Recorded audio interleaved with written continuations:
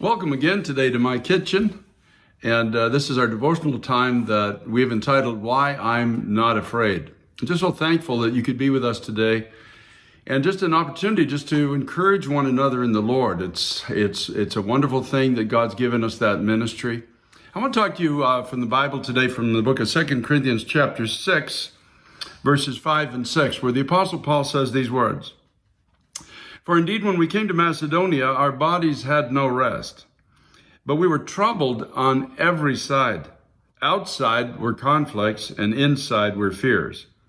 Nevertheless, God, who comforts the downcast, comforted us by the coming of Titus. Now, we're living in a time of trial, difficulty, where there are fears. As Paul said, the fears on the outside, it causes fears on the inside of each one of us. But thankfully, God has given to you and I the ministry of comfort. It's one of the gifts, in a sense, of God's Spirit living inside of us, that we have a different perspective, even in times of crisis. And we can bring that perspective to those who are struggling or down or maybe losing heart or losing hope. I think of years ago when we bought a church in Canada in a little town called Riceville. We were setting out to renovate this church. It was going to be a significant renovation expenditure, and a lot of labor was going to be necessary to restore it to its original condition. And so, as with all projects like this, we started out, and there was great gusto in the beginning, and there were a lot of people involved, but it gradually, over the days and weeks, began to dwindle down until one day I found myself there all alone. You know, sometimes in the Christian life, we set out that way. We're going to have a new life. We have this promise of new life, and we start to believe and move and build as we see it.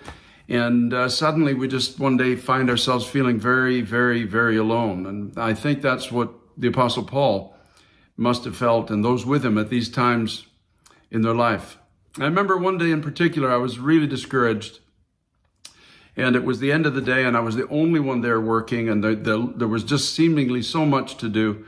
And as I was getting prepared to leave, I saw a silhouette of two little ladies, seniors, coming through the door of the church, people who didn't attend the church. They were just members of the community. And in my discouragement, they walked up to me and they said, "Pastor, the community is not the same since you've come here. You're doing a great work. Don't be discouraged." And they handed me a folded up $50 bill and put it in my hand. And I tell you, on the strength of that encouragement, I carried on. And of course, the testimony is still there today, and God did a great work in that area. So God's given us the ability to comfort. Look around today and see if there's somebody discouraged that you might bring comfort to. And remember, whatever you give, God says, I will give it back to you. Pressed down, shaken together, and running over. Till tomorrow, love you. God bless you.